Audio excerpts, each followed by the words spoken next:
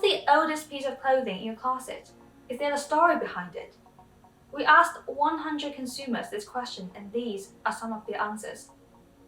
I keep it because it's nostalgic. I grew up with those hoodies, passed them on to niece and nephew, and had them for 20 years. My friend gave me this hoodie before he left and died in a war. It is sentimental to me. It is the dress I wore for my first graduation. How can we possibly let these memories slip away? Yet under the current climate of overconsumption, apparel products have become something to be easily thrown away. Many of us have forgot how clothes can hold powerful emotional associations. It is the attached memories that make consumers value what they own and keep their clothes for a longer period. Hi, I'm Lucy, and I'm introducing Takit, an app to help cultivate emotional bonds to our clothes. It allows users to track their ownership, attach new memories, and constantly revisit the past to cultivate emotional bonds to their fashion items. The app invites users to tag their analog wardrobe, building a digital collection of their memories. It encourages the users to become conscious of the stories behind their clothes and therefore value what they own and avoid overconsumption. Takit embodies further potentials to connect brands with consumers from production to consumption. Over the past few years, a few brands have adopted blockchain technology to improve transparency and traceability, yet consumers are not provided with enough information nor incentives to track their post-consumption journey, making the system fragmented. Takit, however, takes a different approach. On the consumer's end, the app directly invites consumers to join this narrative and foster a habit to track their consumption footprint. It bridges the gap between brands and consumers. On the business end, Takit urges more brands to adopt blockchain technology throughout the supply chain. This way, we are moving towards a future where traceability is integrated into the entire product lifecycle.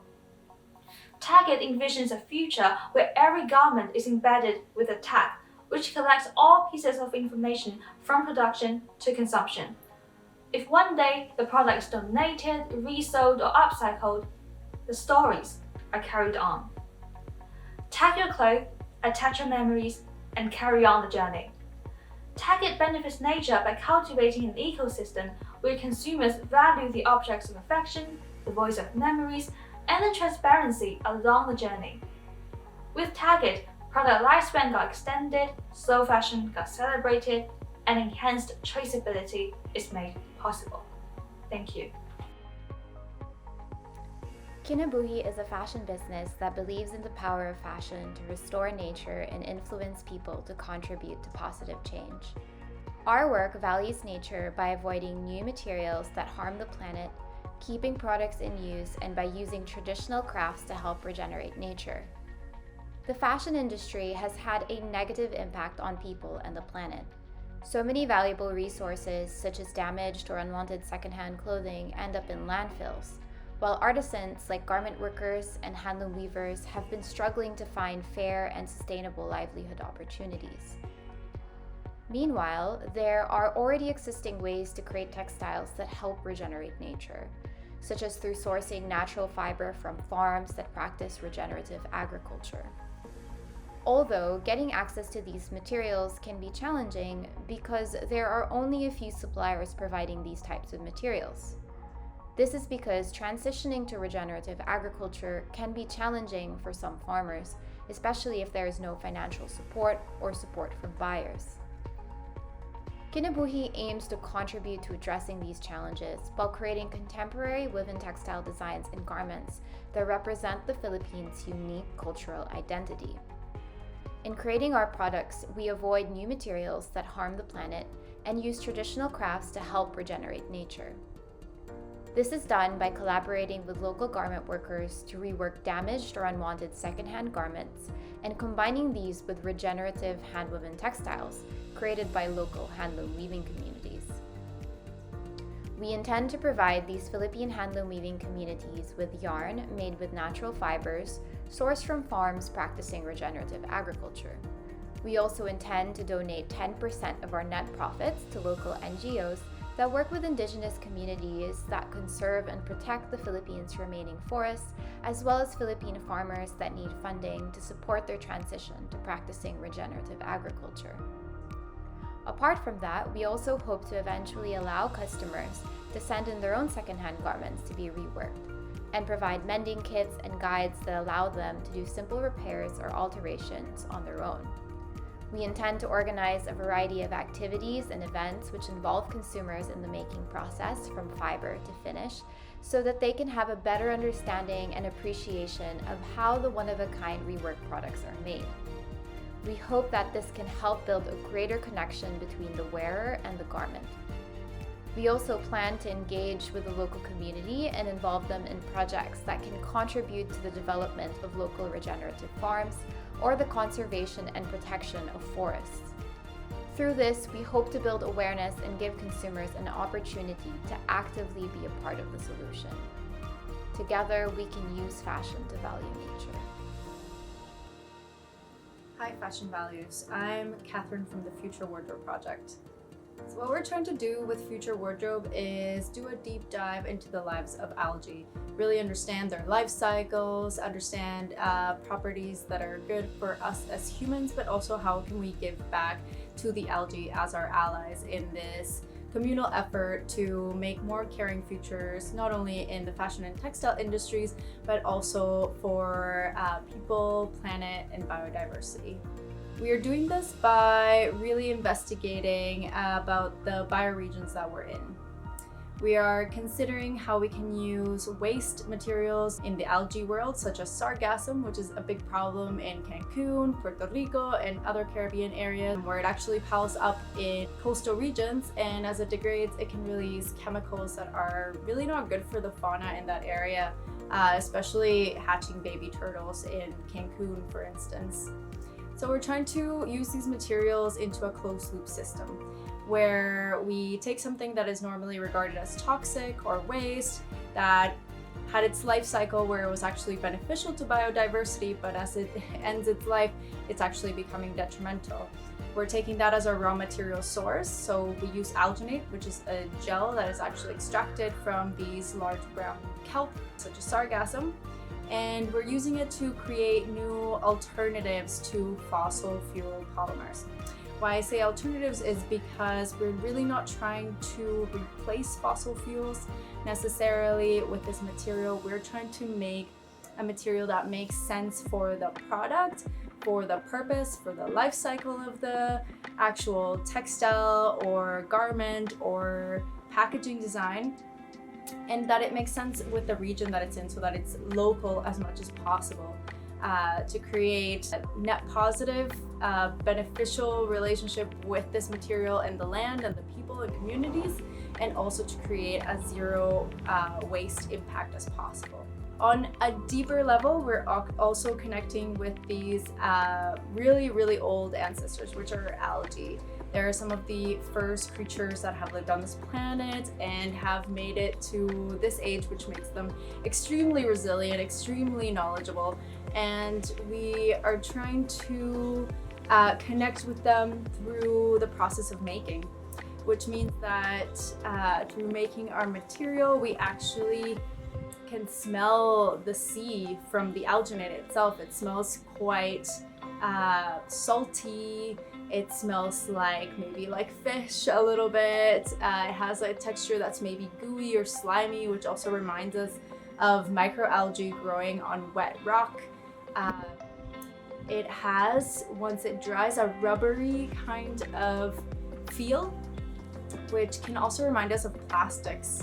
And we have to remember that plastics, and whether that be a plastic textile or a plastic that is in our own home, is actually a process of material that is in large part dead algae that has been dead for many millennia, and that is the fossil fuel process. So it all comes back to that grander life cycle of this amazing organism, and through working in collaboration and giving back to the environment a biocompatible and biodegradable material that is also helping communities find new ways of making we are creating better narratives for fashion and design that is more caring about living systems.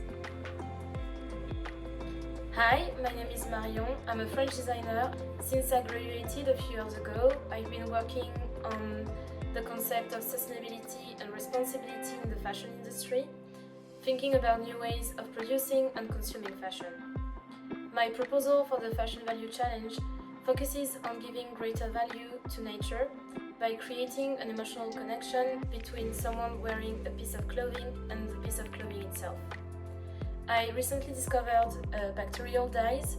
This dyeing technique is promising as it has a consequent lower impact on the planet. The pigments are derived through a natural excretion process using approximately 500 times less water than traditional dyeing techniques. Furthermore, there is no need to use synthetic harmful chemicals to fix the colors. The project focuses on offering a new experience on fashion by enabling this emotional connection between the customer, the clothes, and nature.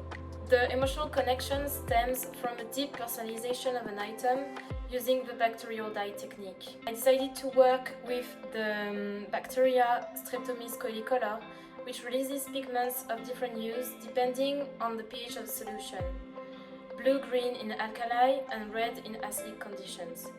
The idea is to perform a pH salivary test to determine the pH of the body of each customer.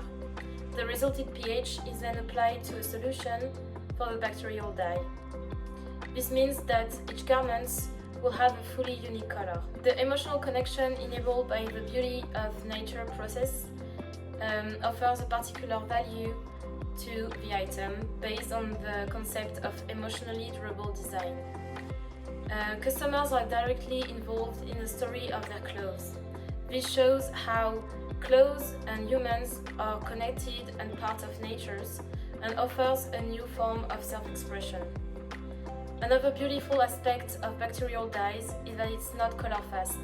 It means that you can dye clothes in a particular color, and this color will fade in time. It evolves through seasons, and when the clothes are completely faded, you can then dye them again. It shows how the ephemeral becomes durable, and it's a duality in which I'm particularly interested. In this project, fashion coexists with nature. Bacteria are seen as the co-author in the creation of garments. This connects with the need for slower and more meaningful connections, and it resets our perception on the value of nature, celebrating its ever-evolving poetry. Hi, my name is Lily. I'm one half of The Stitch and I'm presenting you today our project. But let's have a look at the problem first. So today climate change is the most pressing long-term challenge that requires action across all sectors and throughout entire society. And as the fashion industry is the third largest manufacturing sector, which is estimated to produce around 8 to 10% of global emissions, it faces growing calls from consumers to boost sustainability measures.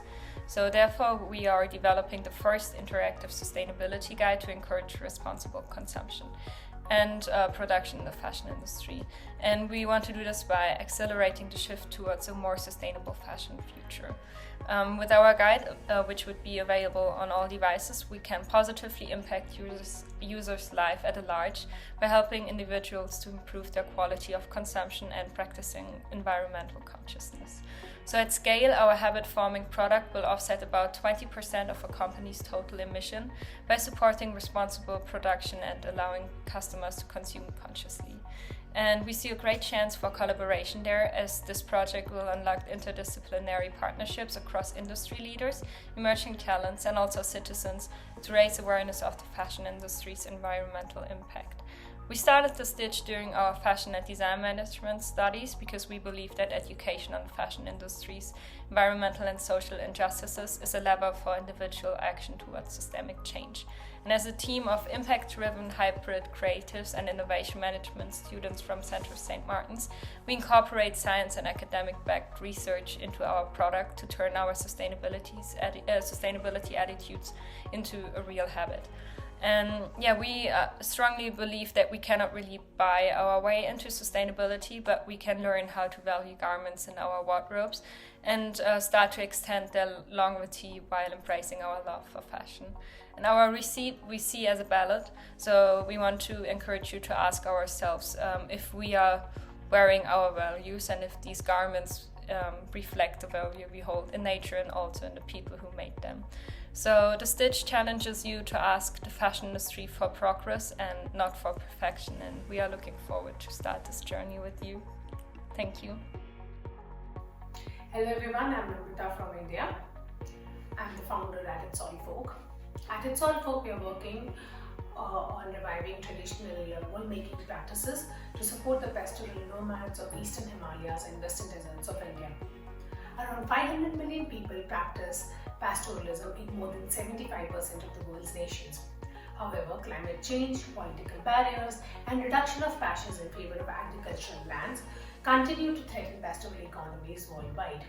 At Solidfolk, we believe that indigenous wool derived out of low-input, extensive, and mobile pastoralism can be harnessed to create resilient livelihoods and circular economies that meet the market demands of low-carbon and climate-beneficial fashion alternatives. Moreover, the development of pastoral economies would directly contribute to meeting several sustainable development goals like zero poverty, zero hunger, good health and well-being, economic growth, responsible consumption and production, climate action, and biodiversity conservation.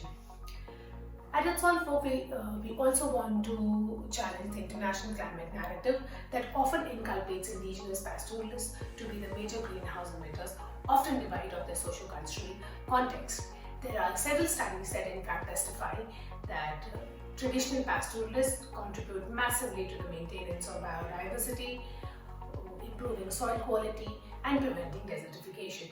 There are recent research that also shows that pastoral landscapes could in fact have a neutral carbon balance because emissions from animals are often offset by carbon sequestration in soils and plants.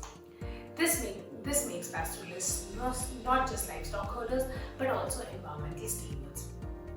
Lastly, we believe that there is a need to shift from an extractive economy to a shared economy that would place stewardship and ownership in the hands of the people who have a natural interest in the well-being of their communities and their ecosystems. At Solidfolk, we are trying to build a fiber-to-closet, community-owned wool economy that would share equity in the form of stewardship dividends with the pastoralists. At Solidfolk, we call this fashion for biodiversity and equity. Thank you. Hi, I'm Stefan, the co-founder of Vin Switzerland, the world's first holistic trainer brand. We all know that the take, make, and waste era is over, and we need to transition into a wear, care, and repair system where we value the resources that are used in a product, care for the product during use, and be able to repair it multiple times. Vin Switzerland is the world's first trainer system taking this into account and is built on 3 pillars: transparency in the supply chain, care and repair support for the owners of our trainers during use, and responsible disassembly after the use cycle. Our trainers have 25 materials and components. We are currently working with our factory and suppliers on getting full transparency on these 25 components. For example, our upper leather will be tracked back to where the calf was raised and is then tanned in an LWG certified tannery that produces equal to leather to the highest standards. All our components come from Europe, and our trainers are exclusively crafted in Veneto, northern Italy, to make sure we adhere to all social standards in manufacturing. During the use cycle, we offer owners the world's first repair solution and personalization in a trainer. We build a Lego-like system where you can exchange the heel counters and the heel pieces yourself, which allows for personalization and self-repair.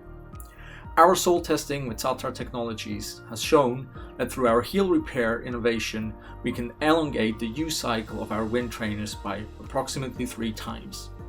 We will also offer a complete resoling solution and allow you to send your winds back to us, and we will fully refurbish them for you. This will allow for an even longer use of your pair of winds and you can enjoy the comfort and quality for a very long time.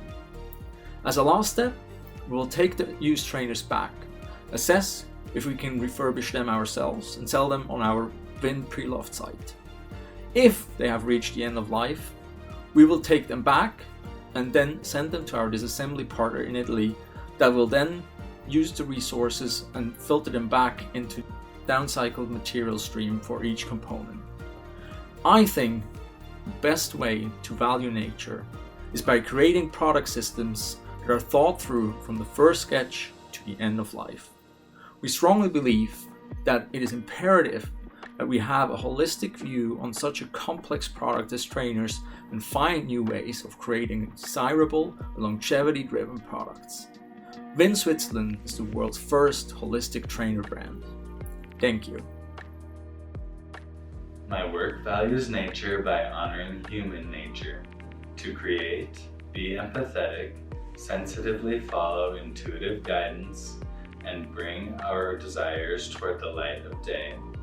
Everything that exists now was once a figment of someone's imagination. Clothes are chosen skins that subtly expose our inner worlds. We all have the power to fashion our outer realities too. By continually actualizing self-potential, we can unlock the world's highest justice. I utilize styling and collage as mediums to spark my audience's realization that everything original comes from a person's unique alchemy of existing inspiration. My work on ECCE envisions an enlightened, gender-neutral system for experimenting with clothing beyond the material limits of planetary boundaries. ECCE will harness the renewable energy of yesterday's fashion to ensure tomorrow's biodiversity.